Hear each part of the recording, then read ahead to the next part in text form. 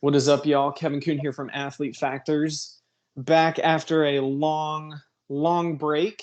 My guest today is Nathan Barbosa. How are you today, sir? Doing great, man. It's an honor to be on the show. Awesome. Well, I appreciate you being here. We're both actually located in Dallas, but for the time being, still doing everything via Skype until we get the word that business is back to normal. Couldn't do this in person, but I'm sure in the future we'll make that happen. So Absolutely. Looking forward to that. awesome. So tell us a little bit about your background, professionally, academically, athletically, and then, just kind of take it away. Absolutely. So, professionally, my background is a personal trainer. I started training about 6.5, 7 years ago.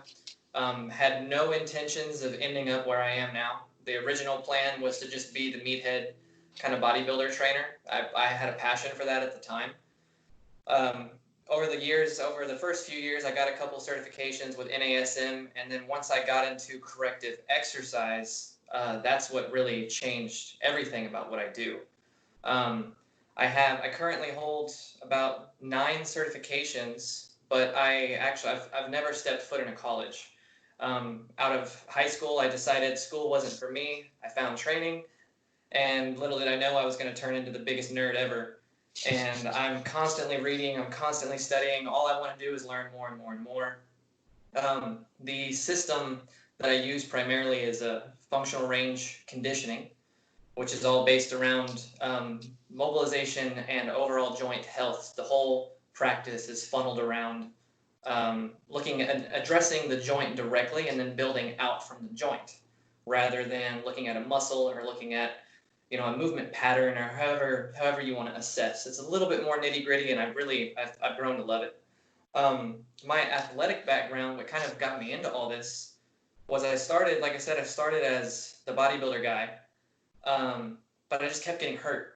A shoulder injury turned into a slightly torn pec, which turned into a broken elbow at some point from something stupid, which turned into a couple, almost broken wrists, and I've torn tissue in my foot, and I've almost torn my labrum in my hip, and I mean, I have rotated disc issues in my back that I'm finally fixing, and just, my body was falling apart. And you can't bro lift yourself into being fixed. So I had to go down the rabbit hole. I remember when I first learned how to assess an overhead squat, and I thought that was the coolest thing ever. And before I knew it, I'm looking at, a joint, trying to figure out which little piece of, ligament is holding it in capsule is to adhese, and how am I going to release it? Like, it's just crazy how it's all manifested and come to where it is now. Awesome. That's really interesting. So, you said you have no like college education with regards to all of this? Absolutely none. Gotcha. So, man, I'm not gonna lie. Early on in my career, like I went to college. I studied exercise physiology. I went to grad school. I studied, exercise science, kinesiology, nutritional biochemistry, and I was quite arrogant about just people in the industry because during my grad school internship, I went to Indianapolis. I was working as a sport performance strength coach and nutrition coach for a professional running club, and that was unpaid. So then I had to work, part time at an LA Fitness, and before that I had worked at a Gold's Gym. And I was just like, man, the people in this industry, like anybody can get a certification. And there's too many people who are tourists in the industry who are just like, oh, I'll try that out. And so I was kind of jaded and kind of not like, I just didn't like that so much of it was unregulated. There's so many people who were doing the same quote unquote profession or job that I was, who didn't take it seriously, who weren't learning, who weren't interested in progressing the quality of the industry. So over the last probably decade, my opinion on all of that has kind of changed, where I thought, like, you know what, you shouldn't be in this industry unless you've gone to college or ideally grad school. Like, wouldn't it be nice if everybody had a PhD? Dude, I met so many people with PhDs who I was like, oh my gosh, what are they doing? Oh, I know. So It's my favorite thing in the world. I can't tell you. Just a real quick tangent. I have a client, longtime client. She's my longest running client. I've been working with her for almost 7 years. She's almost my day one client. So she's grown with me throughout all of my stuff. But she had to go to physical therapy, and I met her physical therapist. Her therapist asked to meet me. And, I try not to toot my own horn. I try to stay humble. mhm, And I went and met her, and I was trying to speak with her on terms that I thought using verbiage and vocabulary she would understand. yeah. And within like 2 minutes, I was like, I don't think she understands anything I'm saying. I don't think she understands where my thought process is. And I just flipped it into a good old conversation and just ended up talking to her. But it's one of the more recent experiences, and it's crazy to me how you can have a doctor in physical therapy, or be a chiropractor with a strength and conditioning background, and all these their belief systems can be all over the place, and there can For be no sure. system at all. Yeah. No, that's so true. There's that joke. What do you call the person who was last in their class in med school? Doctor. Yeah. Right? They're still a doctor, right? And everybody assumes that doctors are geniuses and they know everything, but I'm sure it's that way in every profession. But there's people who take things seriously, and then there's people who are just like, dude, I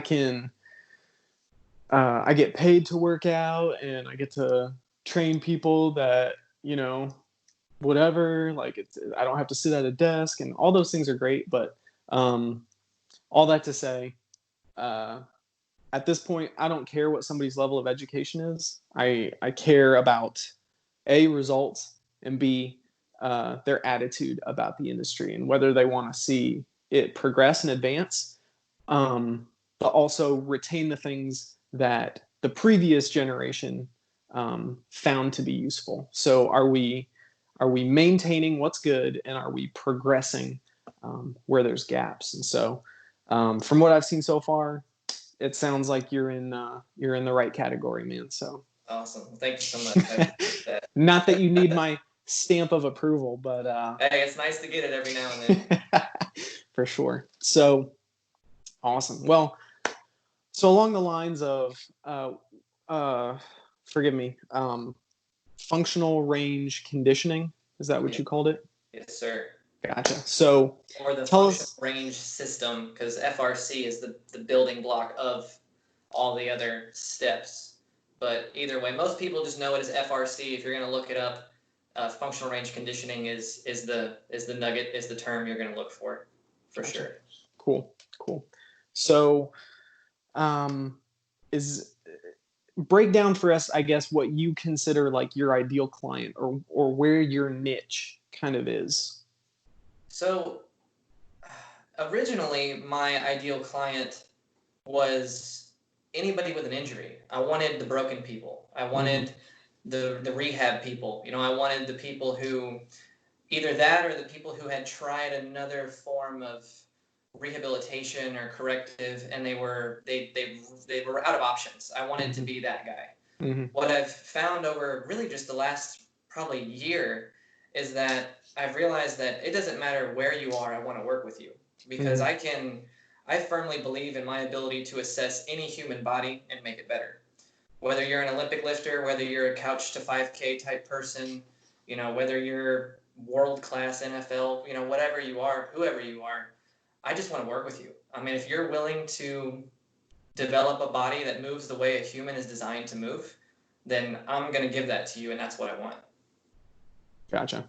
That's awesome. So I think when it comes down to it, if you don't have a systematic way of being able to assess the body to figure out where there are deficiencies or discrepancies, and your perspective is, I'll just make you stronger, or I'll just make you more flexible, or if the idea isn't there there are ways to move more efficiently, and understanding that there's nuance within a certain person's um, movement patterns based off the specific sport they play or the specific recurring movements that they do. Maybe like a sprinter who is in a pretty consistent anterior pelvic tilt, maybe getting them so far out of that anterior pelvic tilt maybe uh, will reduce their ability to apply force and sprint very quickly, right? So there's things like that where if you're not evaluating things and saying, okay, in like, here's kind of how I do it. In my mind, I've got this quote unquote ideal as far as how humans should move. Like the average person should be able to move this way, right? And then there's always extremes, and then there's always individual variation around that. But my goal for my athletes, which are primarily endurance athletes, is to, without taking them completely away from the things that make them good at running, swimming, and biking, get them more athletic. And so I feel like there's a little bit of a spectrum, I guess, where if I train them to be like a sprinter, they won't be good at triathlons, right? But if they're only doing triathlon training, then they're leaving a whole lot of performance on the table. So, does that make sense? Does your... Yeah, that makes perfect sense. I knew I was gonna like talking to you. You laid that up just exactly how I would hope how I hope you would. That was great.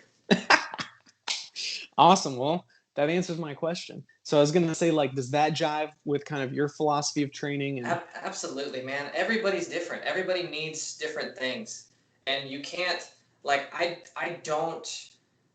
go back and forth a lot as far as what posture is the best posture, what movement is the best movement, because, 65-year-old Jill and 22-year-old NFL Rick are going to have entirely different performance goals, but I'm not going to give them the same pelvic tilt. They don't need to have the same internal rotation of their femur. They don't need to have the same ability to articulate through their spine. And it's irresponsible as a coach and a professional in this field to think that that those people need the same things and should be treated the same way.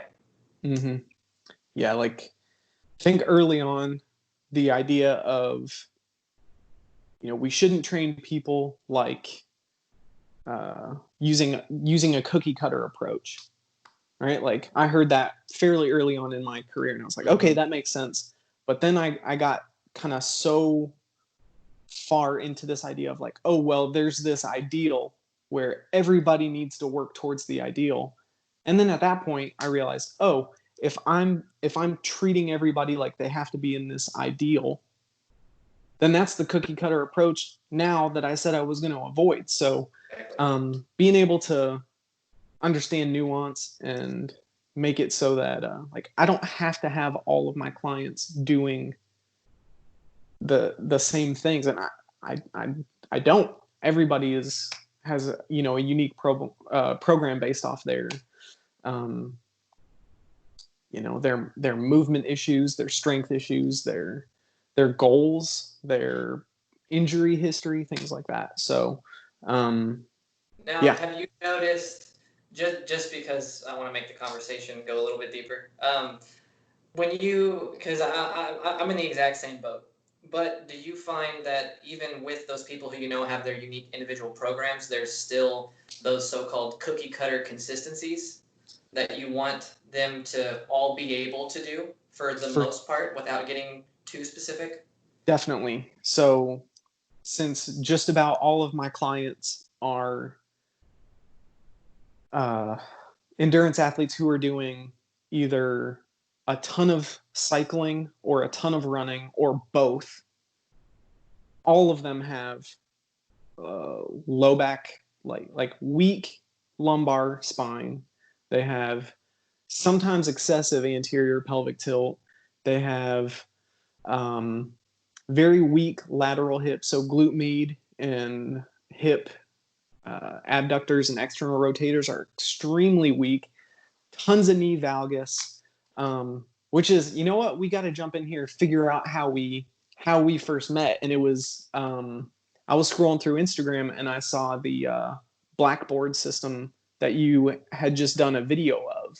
Yeah, and that's like, as soon as I saw that, because so much of what I have to do with my runners is correct excessive knee valgus and overpronation at the ankle and arch. So I was like, oh wow, this could be, a pretty cool tool.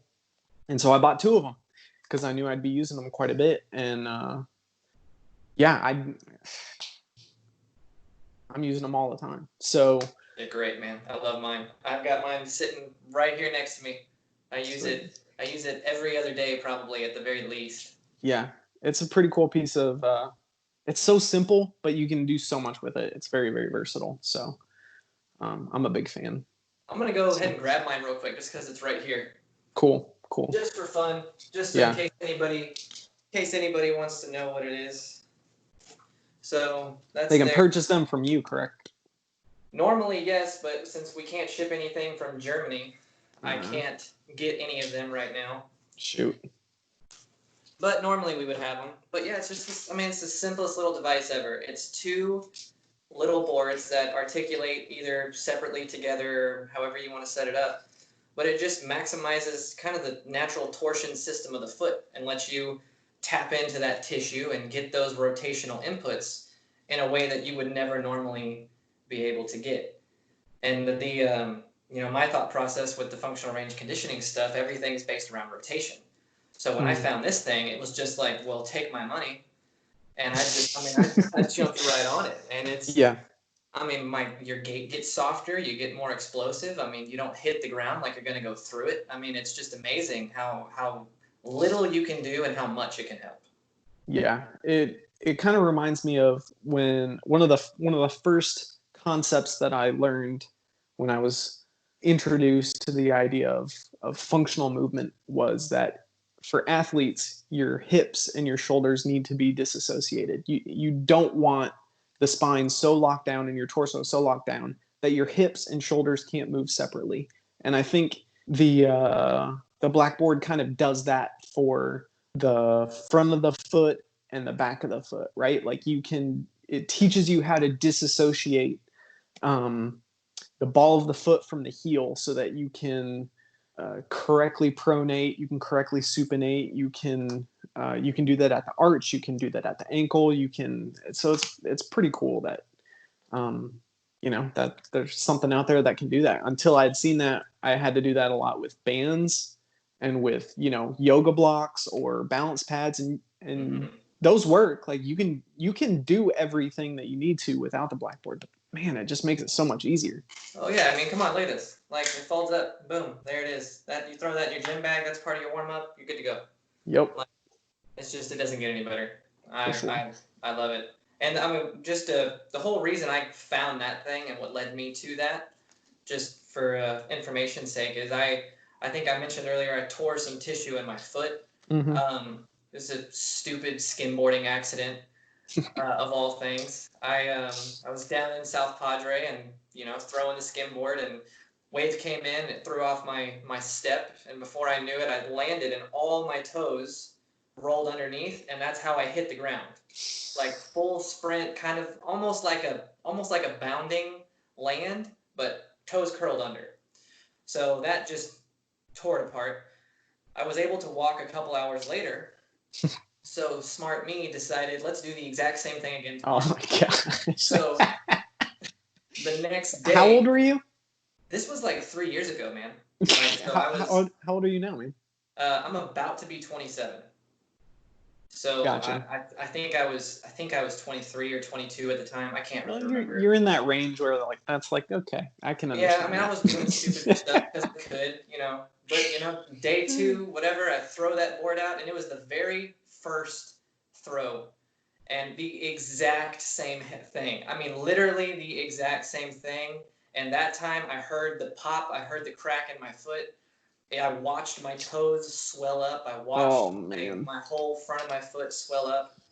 And I didn't have insurance. I didn't have any way to go see a doctor and get that handled.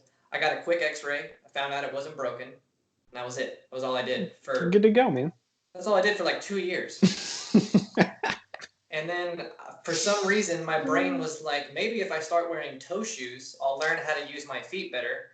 And then that shot me down this crazy foot strength and foot health rabbit hole, which led me to Blackboard, which, thank God now I have feet that work again. Which it was crazy. When I first got this thing, I actually would get like electrical signals that would feel like they would shoot through my foot. Those nerve endings just fire, and it literally feels like you're getting shocked. And that was really crazy the first few times doing it. But, after that, that's what sold me. Like, once I got my foot back, like, I had no idea what it was like not having a foot until I got it back. Because it was just such a gradual loss. It didn't all happen at once. Yeah. It's funny how useful and important your feet are. And that now I know how to do it. Like, I never would have learned any of this if I hadn't have ripped my foot into pieces. So, man, failure and injury are some of the best teachers. When you're responsible and that's a big one. Yeah, and you understand the importance of learning, right? Yeah, like absolutely. Like what got me on this journey is I injured my back when I was running in college. I ran cross country and track in high school and college, and I hurt my back lifting up bleachers.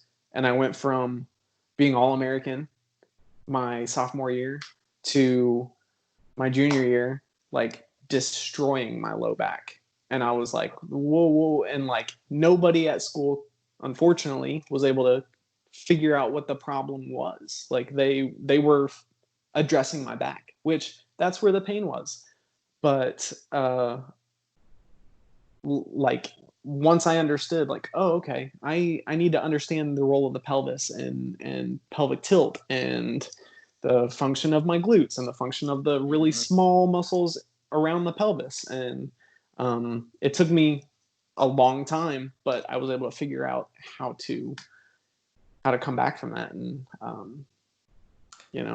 but it's I feel like the people in this industry who really are different are the ones who've lived through it. Like, because anybody can read a book and quote somebody else's stuff, but until you gotta live it and you have to experience it, it's just, fortunately, unfortunately, however you want to look at it, I had close to a dozen injuries that all happened in the course of 2 years. And thankfully, I've fixed almost every single one. And now I have, have that knowledge. I know how to look at it from different perspectives. I know what the book says, and I know what doesn't work within that text. Yep. Which is something that I think a lot of people won't really get a chance to experience. A lot of other professionals don't really get a chance to experience. Or maybe they do and they don't realize it. Yeah, that's one unique idea that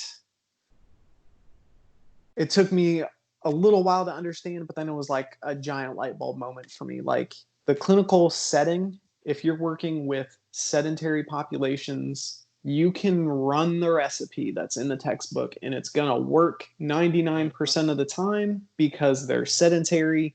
And if you did absolutely nothing and then just had them show up to your office and sit in a chair for 6 weeks, they would feel better after that 6 weeks, right? So, or 8 weeks or whatever, 10 sessions, whatever it is. Like time makes sedentary populations injuries better. But for a lot of people who are active, things don't work that way. If your nervous system is used to a stimulus and then you just remove that stimulus, sometimes it's not just the removal that's enough to fix it. You've got to figure out what caused that issue in the first place. So, what you kind of said earlier about how you initially wanted injured clients, like that was kind of your ideal. Like that was kind of my niche when I started. Like even in the in the corporate fitness setting. I was taking the clients that the other trainers didn't want because they couldn't get progress with.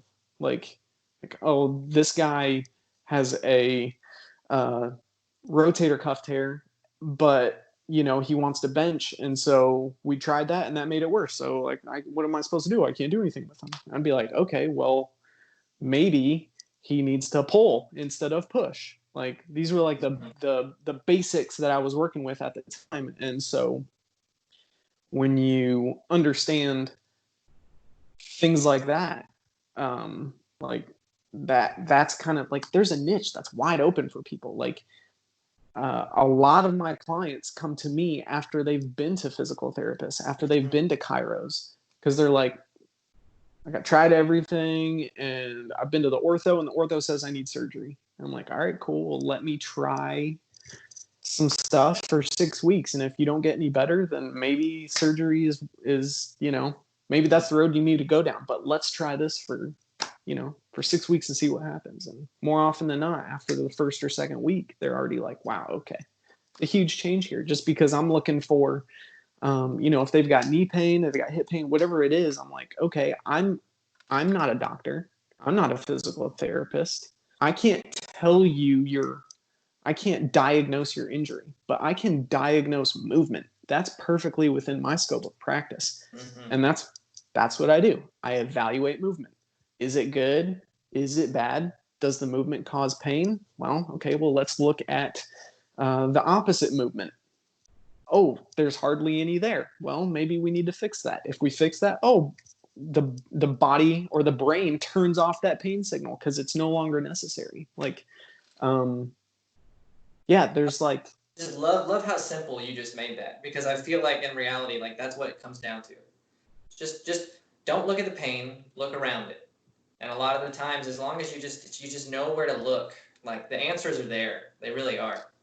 Yeah, like you don't have to be Sherlock Holmes to like solve these mysteries. Like I kind of fashion sometimes my systems around that because I love, how detectives work, and I love Sherlock Holmes. Arthur Conan Doyle, man, he's the man. So, but like if you're willing to just objectively look at, okay, how's the movement at the joint above? How's the movement at the joint below? How's the stability at those joints as well?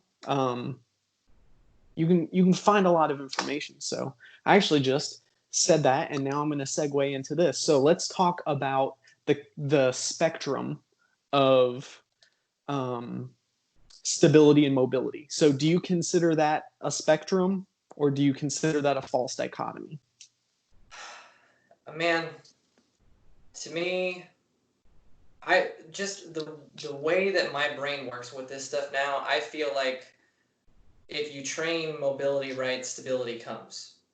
And if that's kind of the way my brain looks at that now. I used to really think stability had to be done in a very progressive way, using very specific modalities and getting it to a certain point before you get into what now is, you can be mobile and strength train at the same time, and you can kind of intertwine all these things together. But what I used to think was you had to be stable first, and then you could try to get stronger, and then you had to make sure or reestablish that stability with this new strength. And it was just this never-ending battle of trying to be stable. When I really got into the functional range conditioning and started looking at mobility not as flexibility, but looking at mobility as movement plus strength, that was what really changed everything for me. Because if I can look at the hip joint, for example, like, you can't stand on one foot. Your body's all over the place. You can't stabilize. Keep it super simple example. And then I go through and assess. I use controlled articular rotations, which is really specific joint circles to keep it super simple. I use these movements to assess someone's joint control. And if they can't stand on one foot, or if they can't articulate a hip in any type of controlled fashion, then my job is now no longer to get them better at standing on the foot. I'm just going to try to give them hip. And then as I give them the hip that does what a hip is supposed to do, the stability magically comes back into play. And I never had the intention of training stability. I just gave them the function that they needed to move the way they're supposed to. And I feel like and you can do this 100 different ways. I feel like nowadays everybody has a different, philosophy behind movement and mobility.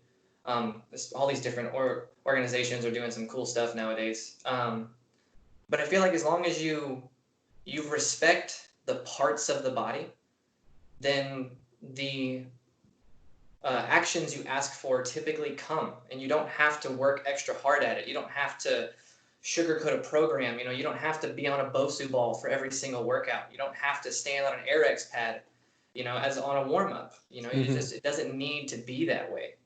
And aside from that, there's very few situations where I feel like you really need to train stability as it's stereotypically trained, aside from a, post-op setting.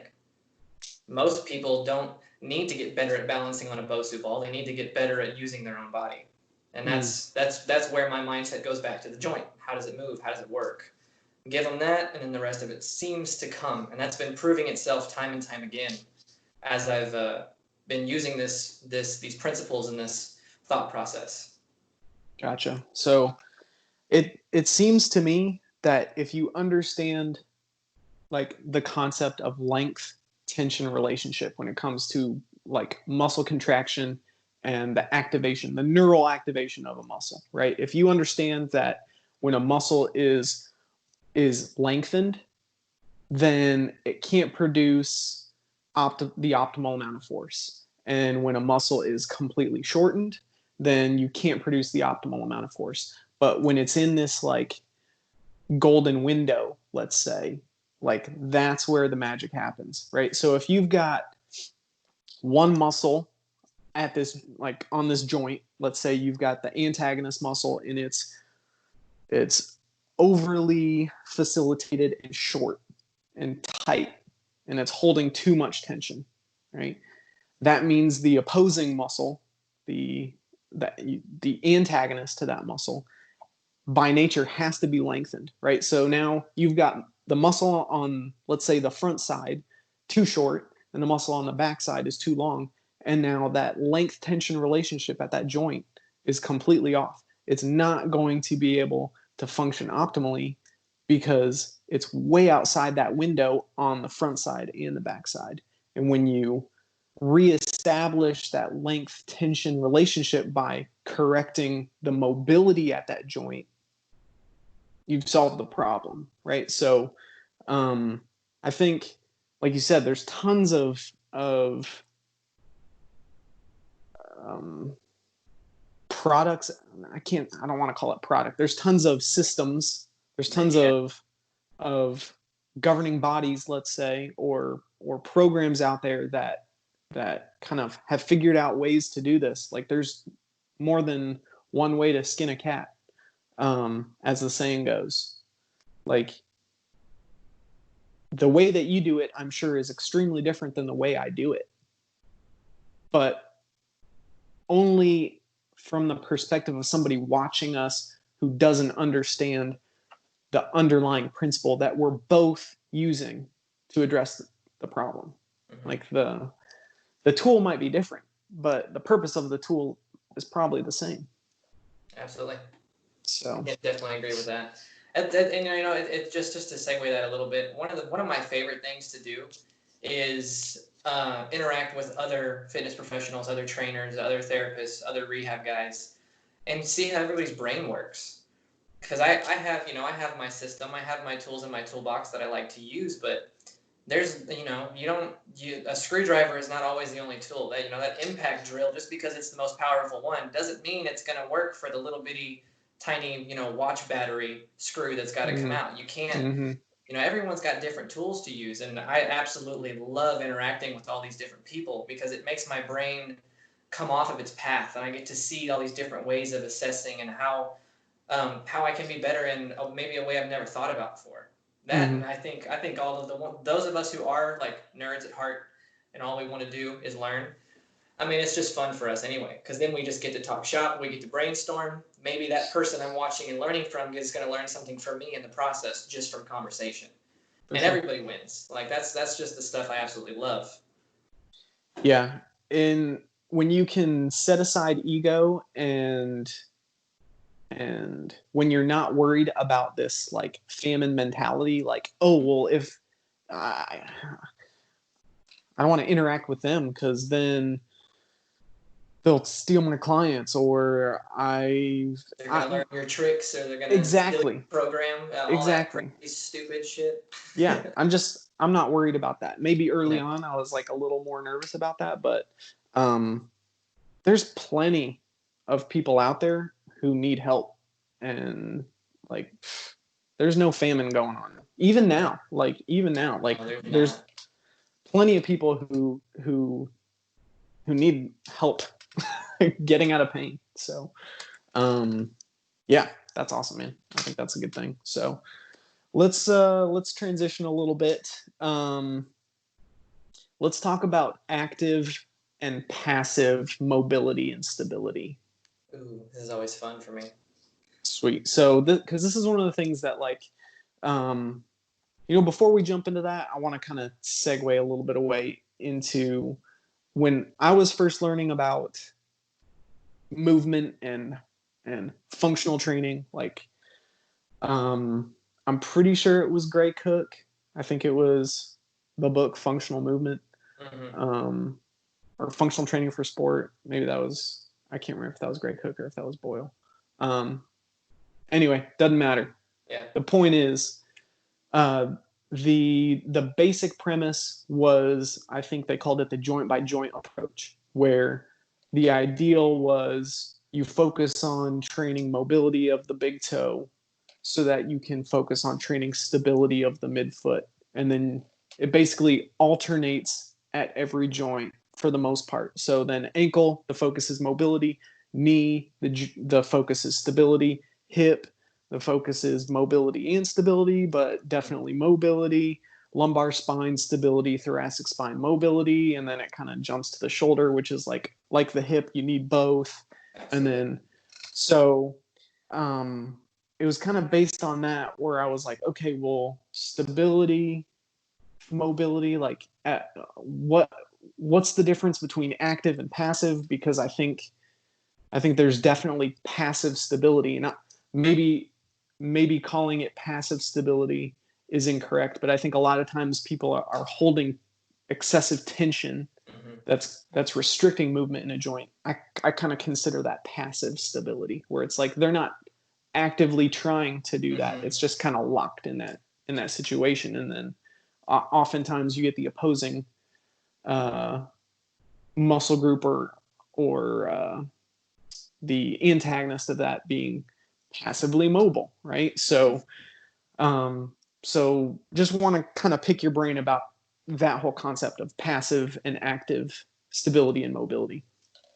So when I look at passive and active, my brain is a little different with how I look at it, because most of my practice is built around a really in-depth assessment of the body. We're using functional range assessment. So I look at active and passive range of motion at any given joint and every motion it can do. And when I'm using passive modality, I'm looking for a couple different things for the most part, but the biggest thing is I want to feel and see how a joint can be moved. And whether that's stability or whether that's, mobility, I think they kind of both fall into that same bucket of how can it be moved. Mm. And not actively, just if I was to grab it and move it around, what happens? And a lot of people, when they think mobility, I think that's what they throw that into. They throw it into the bucket of generic, I'm going to move someone else, I'm going to stretch, basically, type movement. Where with active mobility or stability or whatever, verbiage you want to use, I want to know how well you can control yourself, how far you can move yourself, how well you can control that joint when you're standing on it, or if it's just, holding your arm out to the side, or maybe it's kind of like a mix of passive and active, but how a joint hangs onto itself while you're holding a 5-gallon paint bucket in one hand, but how is your shoulder, stabilizing. I mean, I feel like sometimes, there's a hand might be more active, a shoulder might be more passive, depending on Mm-hmm. how you want to flip your brain around and look at this stuff. Mm-hmm. But my biggest thing is I want to understand how I can move you or how you can be moved. And then I want to understand how you control yourself. And then I want to bridge the gap of wherever you need to be. And for some of those people, it's like I look at active and I look at passive and I look at active. And then they tell me how they live their life. And I'm like, okay, you need to just back off of everything you're doing completely. I'm like, we need to just get your system in check. Mm. And other people, like yoga people, for example. I deal with a lot of yoga people nowadays, which is super fun. Because they get really caught up in their system, and I can't knock them for it because that's their passion. It's what they do. But a lot of it is passive, but they think it's active because they might be moving into a pose, but they forget that once they get there, they just hang out and they breathe. There's no tension. There's not really an effort to contract muscle. They're trying to look a certain way most of the time. And I feel like what I see with my yogis is that you can bend them left and right, and you can do whatever you want with them. Almost all of them have some kind of shoulder pain. Almost all of them have some kind of low back pain. Almost all of them so far that I've seen have hamstring problems, which, you can't stretch yourself. You can't passively fix something that requires, or you can't passively fix something that is going to be used actively. And I think that's where you have to make sure your mind goes. Everybody needs flexibility, but you can't just focus on that. You have to get that control with it too, and that strength with it too, to bridge that gap.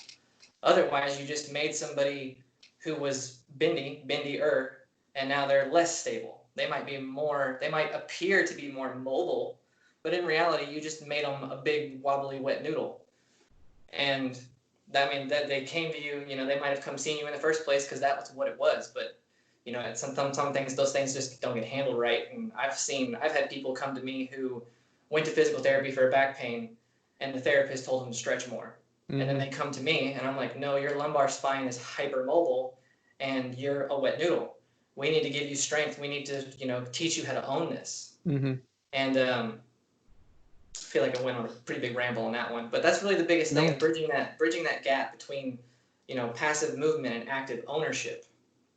Yeah, no, that makes sense to me. Like when you were explaining all that, like a couple things I thought of. One was, and this was one of the first concept I tried to get an understanding of, but somebody asked me, what happens when you try to fire a cannon out of a canoe?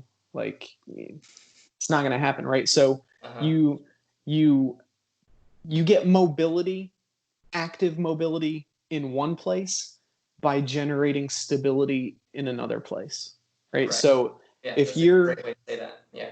If you're mobile everywhere, then you're probably stable nowhere. Or did I say that right? If you're mobile everywhere, then you're probably stable nowhere, and vice versa, right? If you're stable everywhere, then you're probably mobile nowhere. Like you want both, right? So I think it does come back to that concept of length tension relationship. If every muscle is stretched out and quote unquote long, right? Like everybody wants long and lean muscle. Who knows what that means? Nobody can define it. But like you said, the idea is to look a certain way. You get in a pose. That doesn't mean it's not difficult. Like we're not saying yoga's easy. We're just saying if you were really, really tight everywhere, then yoga might be the perfect thing for you. But it's not going to. It's a passive way to try to attempt to fix an active problem. Right. So and one of the things I like to tell my clients, especially new people who come to me, because a lot of people, when they hear mobility specialist or movement specialist, the what information seems to be strung along is, I'm a mobility coach, and a lot of people think all I do is stretch people. And in reality, I like to find your length wherever your end range of motion is. And I want to get you as strong as you can possibly be at that length. And I'm not just going to stretch you, because a passive input gives you a passive result. And an active input is going to give you an active result. So you got to have both, and you got to be able to play with the fire and get that stuff to work appropriately. And it can be done very poorly. and you can mess people up if you don't handle the process right. And I've seen that before. I have clients who came. I have one client. He's a handstand guy. He absolutely. When you look at him, you'd never guess that his passion is inversion and hand balancing. He doesn't look like it, but he went to, and all he wants to do is have the best handstand he can have. He went to some flexibility coach in Dallas. I don't remember their name. It's probably best I don't remember it right now anyway. But they messed him up bad. You know, they told him all he needed to do was stretch and stretch and stretch. Well, they took a guy who was pretty tight and strong and stable, so to speak, but he didn't have that range of motion he needed, and they made the guy a wet noodle. So guess what happened to his rotator cuff when he opened up new range of motion and decides to throw up into a handstand after stretching for 30 minutes straight? Doesn't end well. Yeah. There's no stability where there needs to be. And exactly. Bad news. People make me laugh. Yeah. Well, you have to laugh, otherwise you'll cry. Absolutely. And for the longest time, I was that guy. I would get frustrated. I'd get angry. I would, if I thought somebody was doing something wrong, I would totally react impulsively and emotionally. And, thankfully, I've learned and I've grown. And now I just smile and I say, all right, well, we're going to do this now. Let's try this and see how you feel. Oh, yeah. It's better? All right, let's stick with that then. Great. And check that off the box. Cool. Yeah. How do you feel about results? Do you like results? Okay, let's get you some of those. See if you stick around. Awesome. So this might be a tough one, but let's do it. Well, I mean, we kind of already discussed it's somewhat of a false dichotomy. So I'm not even gonna. The question I was gonna ask is, what's more important, stability or mobility? But it's like that's assuming that you have to have your emphasis is one or the other. Like I think both are awesome. And just to go off of that a little bit more, I will argue till the day I die that mobility is more important. And that's only because of the way that I train mobility personally. Mm-hmm. My mobility training process is going to make you stable. It might not seem like it when I have you in this weird frog pose with ankle weights on you, doing positional isometrics in two directions and then trying to do some crazy liftoff thing.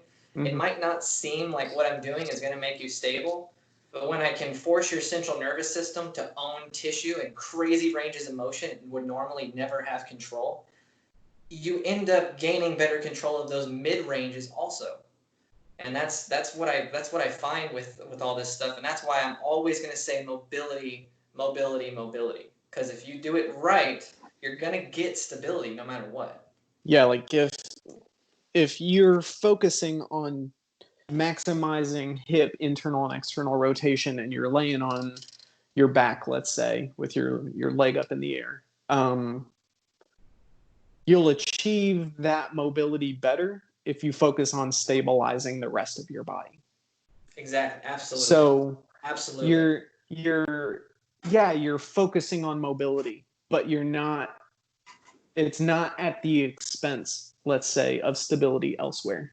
I think it all comes back to that, like, you can't fire a cannon out of a canoe, right? Like you're generating stability everywhere else so that you can isolate one area and maximize mobility there. Mm-hmm. I agree 100%. Cool. Awesome. So let's ask you this one. What's the take-home message for everybody watching and listening right now? Like what is the thing that you drill into your clients, that's the most important thing for them to know when they show up or when they're walking out of the door? So the biggest thing, this is something I strive to teach everybody now, and I want everybody to try to do, and it's just explore range of motion often.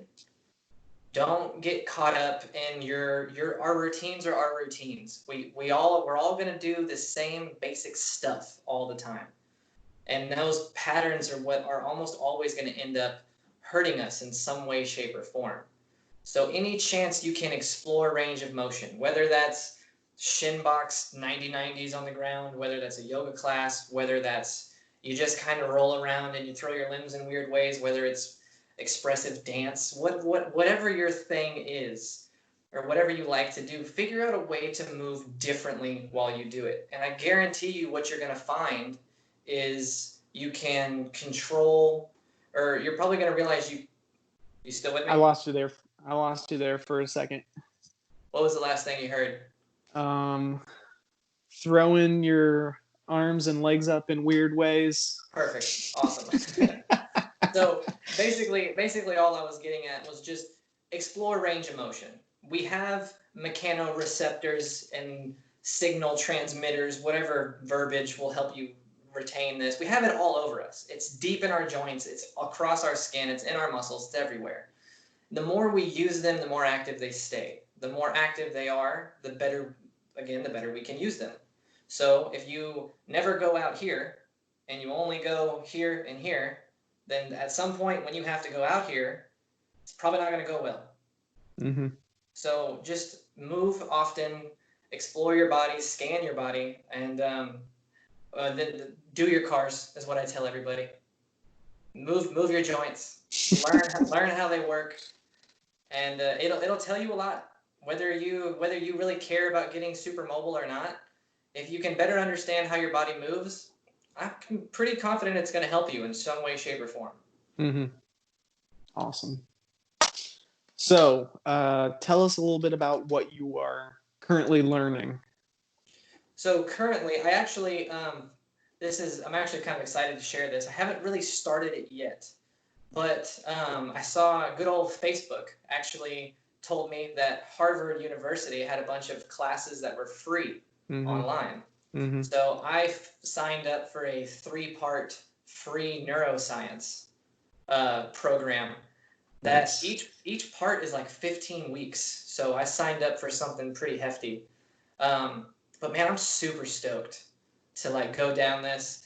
And the functional range conditioning stuff, they preach heavily on the central nervous system. Mm-hmm. And how the brain controls everything. And it doesn't matter what you want this shoulder to do or what you want that deltoid to do. If the CNS can't talk to it, doesn't matter. Yeah. So I can't wait to go down the rabbit hole and see what I learned from this stuff and see how it helps my profession and just my thought process. But that's the biggest thing that I'm in. I'm in massage therapy school right now. I'm always learning that. Hopefully our curriculum has been all kinds of messed up with all this COVID stuff. For sure. It was supposed to be done 2 weeks from now, a month from now. I'm supposed to be done, but it could very well tack on a few more months. So we'll be dragging out that education as well. Well, what can you do, right? That's just the way things are right now. So hey, you know what? I'm just glad I'm still in the program and I can still be in school. For sure. I'll roll with the punches, man. I'm just glad it's still going on. Definitely. That's awesome. Yeah. A buddy of mine who was he was a massage therapist. I ran cross country and track with him when I was in college.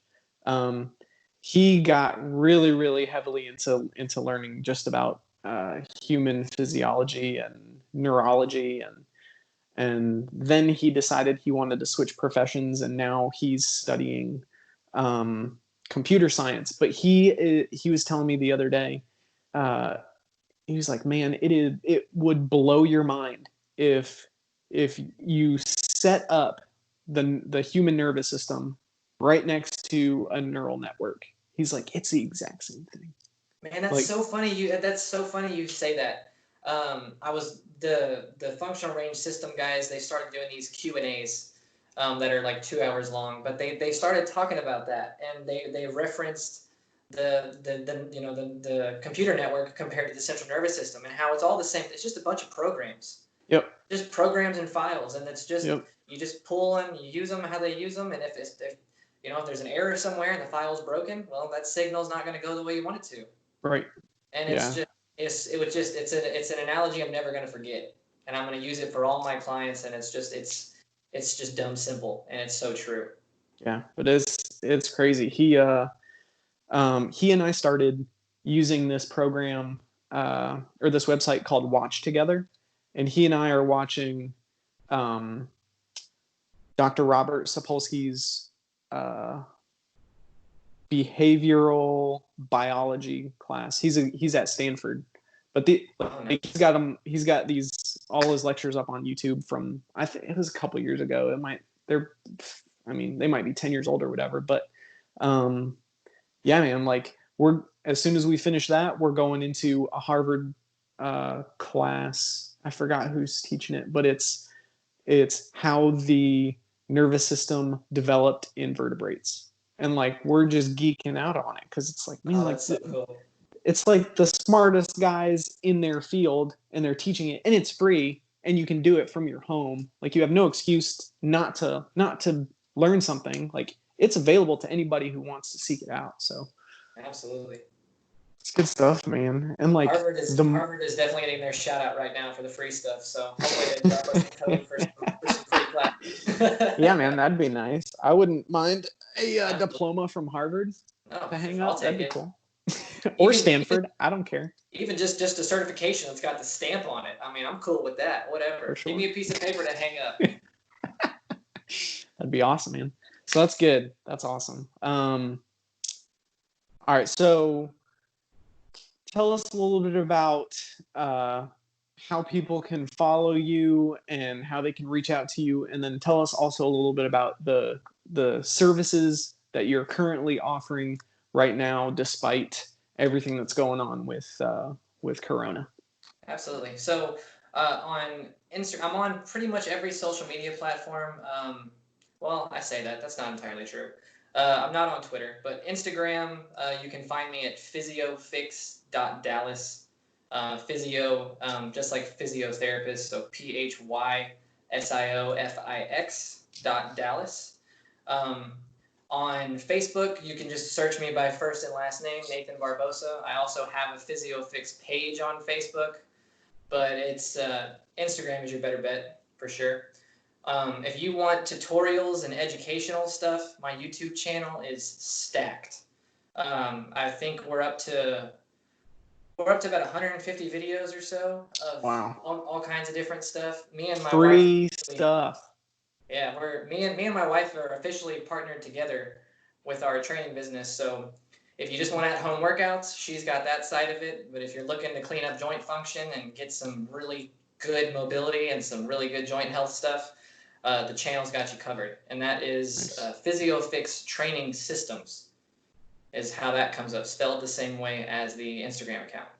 Perfect. Well, I'll throw those in the show notes. Those will be in the description on this YouTube video, as well as in the iTunes show description as well. So, yeah. So tell us a little bit about the current services that you're offering.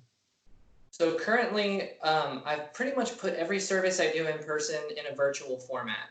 So they're not running exactly the same way, but I'm doing my best to deliver it. So I am doing virtual functional range assessment or virtual joint and movement assessment. Anywhere from single joint to full body. I have a process for either one. One-on-one virtual training, I'm also doing that as well. That's all of this is happening through Zoom, by the way. So you just shoot me an email at PhysioFix, yourphysiofix@gmail is my email address. And we can talk about what you need and we can go from there. But one-on-one virtual training, assessment virtual. I do virtual Kinstretch classes, which Kinstretch is the group format of functional range conditioning. So if you want to jump in a class at a very low price point, I'm only charging $8 a class right now. And everybody who takes the class also will get a 24-hour link to re-access the class. So that way they can revisit and get those coaching details and better learn what's going on. And then those are really the big ones right now. I do have a Patreon account also, but it's only got a couple things on there and it's about to get fully revamped. So we don't really need to worry about that too much. But eventually all the Kinstretch with Nathan classes are going to be funneled to Patreon. So you pay a monthly fee, you get your code, you can take all the classes, and then it makes everybody's life easier and it's more efficient. Gotcha. So let's talk about that class, because I was able to take your class. Well, I didn't get to take your class last night, but I was able to do it earlier today. So one of the things that that I really appreciated was that the emphasis on mobility was always cued with, if we're moving this joint, then we have to brace everywhere else and get stability here. And you can't access mobility wherever we were focusing on it if you weren't engaging, bracing, generating a stabilizing breath, things like that. So, and it was like an hour, 40-minute class, dude. Yeah, It it was long, man. They don't normally go that long. I told everybody it was going to be about 75 minutes, and that's still long. And I look up at the clock, and I was like, oh, God, I'm killing these people.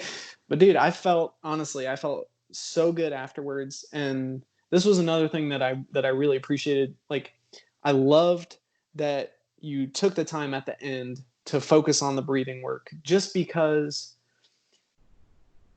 people don't understand a lot of times how neurologically taxing and demanding focused, attentive, deliberate mobility training can be. Like you will redline, like you'll be sweating, absolutely. you'll be tired. And so sympathetic nervous system was like through the roof. And then finishing with the breathing at the end, like where it was intense breathing, right? And then towards the end where we were focusing on inhalation and holding the breath, and then exhalation and holding the breath, and then the invisible breaths. Like when I was finished, I was like, dude, I could take a nap right now. Yeah. But I felt not like a nap, like I was exhausted, but just like I was very relaxed. I was like, I feel good. Like everything's moving. Nothing's like popping or snapping. Everything, all my joints feel lubricated, and my glutes and external rotators were a little sore. Like I know I need to work on internal and external rotation at the hip a little bit more. But dude, for $8, a class like that is honestly like, that's a steal. So I think everybody should give it a try, man. Like, and get on it while you can, because I'll throw this out right now. It's only going to be at that $8 price point until we start to come out of Corona. Once we get back to normal, that price will go up just a couple bucks. I'm only planning on jumping it to like $10 or $12 a class. It's not going to be crazy, because I want this to be, everybody needs this. I want this to be something that if you're torn between getting your Starbucks in the morning or taking the class, like I don't want that to be like a crazy, like hard decision. Like it's just a few bucks. Like yeah. And you can take the class, you can save the link, you can take it over the course of the window, whatever. But I definitely think everybody should try it out at least once. If you don't like it, that's fine. You can even tell me to my face at the end of the class and look at me through the Zoom camera and be like, "Yo, that sucked." But that's. I think the chances that happens. Yeah, the chances that happen doesn't happen. Yeah, just because like you might not feel like you're getting like it's a group class, right? So it's not 100% tailored to you, but you're doing enough total body stuff that I was like, oh, okay, I'm good at this thing. Right. But there were other things where I was like, oh yeah, I definitely need work here. I knew I needed to work here, but this is just reinforcing like, yeah, okay, wow. I thought that this would be easier. Like where we were doing the straddle with like on all fours, but one leg's out to the side, like huge adductor stretch. And then after that, lifting that leg up. Like I have my clients do that all the time, but not usually holding the stretch and then driving the foot down and then lifting the leg and holding it for 5 to 10 seconds. Like I can lift that leg up and drop it down, and I can do reps like that forever. But lifting and then holding that, maintaining that, trying to lift the leg even higher, like my TFL was cramping up big time. Oh yeah. Like, Cramp City. Like I say that all the time, and honestly, that's one of my favorite things. Like, and in a weird, twisted way, I like it when people cramp, because that's always a coaching moment, If someone cramps and they're like, "Why am I cramping?" I'm like, well, let me tell you a story. Yeah. And then it turns into, you know, they get to learn about their central nervous system. They get to learn about why that tissue doesn't work well in that range and how that affects other things. And, you know, I try to reiterate that in the classes as well. So that way, when you're there, if you don't understand why something is cramping or failing or you can't control it, you'll get those answers too. So you get the class, you get the coaching, you get the education, and I try to put it all in there. Yeah, no, that's good. There's quite a few times where my clients have been like they'll be cramping up or they're feeling something, and I'm just like, I've got this huge smile on my face because I'm like, I get excited about that. Like and they're like, you're sick, Kevin. Like you like seeing us in pain, and I'm like, no, like you're learning something. Your body is changing. Like this is awesome. This is amazing. That's adaptation. You are watching Yes, adaptation. in real time. Like the nervous system is adapting right now. Like the rest of the body can't really do that, but your nervous system can adapt like this. Like it will respond to a stimulus. So that's exciting stuff for me. And I get accused all the time of being some fan of torture, and I'm like, well, I mean, I'm not, but like it's exciting when these things happen. all of my clients are in the same boat. They think I'm just some sick, twisted guy who likes to hurt people. And man, if you could watch, I mean, you took the Kinstretch class. You see me smiling and getting a kick out of it the whole time. Oh yeah.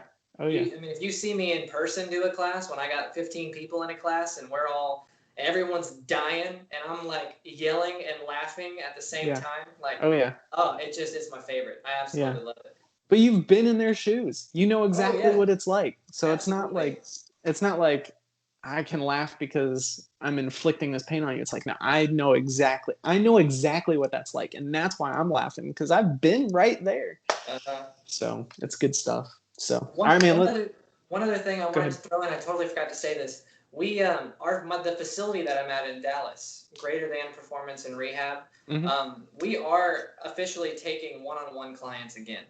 Cool. So if you are in Dallas, I'm wearing the T-shirt and everything, and I totally forgot to say that earlier.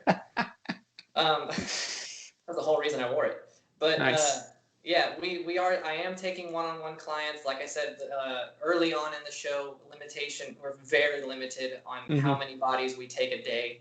So if you're ready to get out of the house, if you're ready to start getting back in routine, we got a spot for you. We just got to schedule it so we can make it happen. Cool. All right. Oh, well. No excuses then. Absolutely not. Awesome. All right. Well, let's finish it up with what's a story or a quote or some piece of advice? What does everybody watching or listening need to hear? Well, let's see. Everybody's always like, either they have something ready because they have it like written down right in front of them so they don't forget, or they're like, oh shoot, I forgot about that one. Well, it's just there's so many different things that I could ramble on about, and it's always difficult for me to pick something that I feel like is really going to be the golden nugget. But just as someone who comes from a broken body background, you can fix a lot more than you probably think about your body if you put in the time, effort, and the energy. You're whatever you might be diagnosed with, hyperlordosis or a bulging disc or a torn rotator cuff. That diagnosis is not the end of your life. Like there's so much you can do to address these problems and get your body back to what a functional, healthy state. And if you're willing to put in that work, I promise you there's an answer there for you, and there's a light at the end of the tunnel. And like I've said before, it comes down to how well your pieces move. If you can make your pieces move and function and articulate and be strong the way they're supposed to, a lot of these other problems typically end up fading away. It's not. I'm not going to tell you I'm going to pop you back in place and you're going to walk away perfect. I'm not going to. I can't. I'm not a surgeon. I don't cut people up. I can't. Dry needle you or acupuncture you and make you feel wonderful in 5 minutes. But if you want to put in some work, and you want to get better, there's a way to do it. There's so many ways you can bulletproof your body, and I just want people to understand that. Because for years, I mean, I couldn't squat without my hip being excruciatingly painful. I mean, my hip would lock up and stay locked in place. I'd hit the ground, and somebody would have to grab my leg and pull my leg into extension because it would lock that bad. I can pull my wife out of the living room right now, and I can have her verify that because I used to have excruciating hip pain. And you can fix these things. I was told numerous times, you probably have a torn labrum. You probably need to have surgery. You should stop squatting. You should stop this. You should stop that. You need to do nothing. Well, I didn't listen to anybody, and I learned some things, addressed it. Now I can squat. Now I can deadlift. Now I can jump. Now I can bound. I can hurl. Like I can do everything. And you are not your diagnosis. You're not. There's so many things you can do to fix your body, guys. This thing adapts. It adapts to everything as long as you do it right. That's the truth. It can't not adapt. It will either maladapt or it will adapt well, like to something good. So, but it can't do nothing. It's designed to adapt. So, couldn't have said it any better myself, man. Like, it's good stuff. So, Nathan, thank you so much for doing this. This has been awesome. I've really enjoyed it. Thanks so much for having me out, Kevin. It was nice. I'm sure we're going to do this again soon. For sure. I can't wait, man. Hopefully in person very, very soon. As soon as the classes are back up and running, I'd love to have you come out. You're welcome to bring some of your guys down. You guys can all jump in. Or maybe I can even go show up at your place and I can teach your class with some of your guys. And that would be great. All torture everybody together. Have a good time. Why not? Sounds good. Alrighty, y'all. Thank you so much for watching and listening. And sorry about the long break, but we are back at it, and we'll have episodes out basically every week, hopefully, from here on out. Alrighty, y'all. Take care.